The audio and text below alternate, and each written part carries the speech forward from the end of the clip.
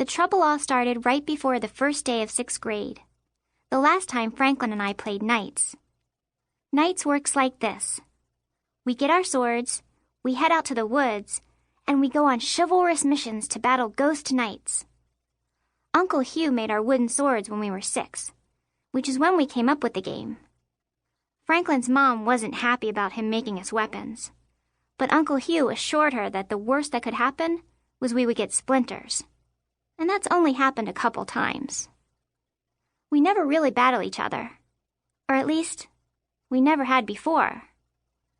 Franklin met me in the woods with his purple bicycle helmet on. Some days he wears his helmet when we play. It's weird, but I don't say anything about it. It's not like it matters anyway. Franklin almost always begins the game. He did that day too. "Kneel before me," he announced in his deepest voice.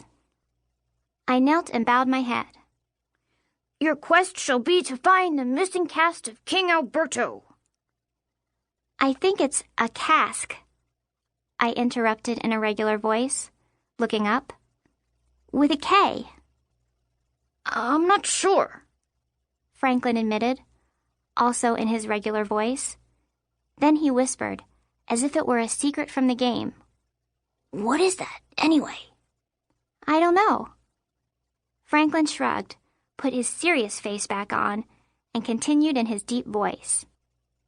"You are to find the missing casket of King Alberto. Rise, Sir Knight, and go forth upon your quest." He tapped my shoulders lightly with his sword. I stood and knocked his sword with mine, which was his signal to go forth upon the same quest. We took off, slowly at first, until Franklin yelled, "Ghost Knight, behind you!" I stopped to battle the phantom who aimed to ruin our quest. Franklin let out another scream and ran past me to battle a few more ghosts. My ghost, killed by decapitation, I paused for a minute to watch Franklin. He looked funny, swinging his sword and yelling at things that weren't really there. I had never thought about what we looked like playing. Was it a silly thing to do? Really? An abandoned cardboard box lay close by. I summoned my deepest voice. "Halt, human!" I yelled. "Halt!" Franklin stopped, breathing hard. "Yes, good night." "Good lady," I corrected in my deep voice. "Huh?" he asked in his regular voice. "I am a lady knight," I said. "There are no lady knights," he said. "Of course there are. I am a lady ghost knight, possessing the body of the knight you thought you knew, and I have found your sacred casket, and it belongs to me." I set my foot on the cardboard box, like an explorer stepping off his ship onto new land. "You have no choice but to fight me." Franklin thought for only a second before falling back into the game.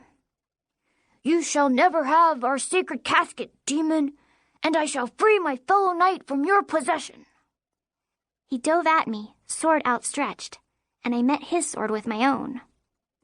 There was no neat clash of metal, just a dull thunk of wood smacking wood. We both hit hard. After a few strong hits, which sent Franklin darting backward, I turned and ran, scooping up the cardboard box, the cast, or cask, or casket, or whatever it was now, looking back to swipe at Franklin every few feet. He was putting up a good fight. This was definitely one of the best games of Knights we had ever played. But when you're playing Knights in the woods, you have to be careful of these things all at once. Where you swing your sword, that you don't drop your treasure, and that you look where you're going. It's not hard to guess which one I forgot. We came to a stretch of the woods where the path ran above a steep hill. I twisted to take another hit at Franklin, but my front foot slipped, and I fell. After the world had stopped tumbling, I heard, "Elise! Elise! Elise! Elise!" Franklin hurrying after me through all the rocks and leaves and vines and shrubs and prickers that lined the hill. "Next time," Franklin panted when he'd caught up with me where I was lying curled up in a ball, "you should wear knee pads. Knee pads and shin guards."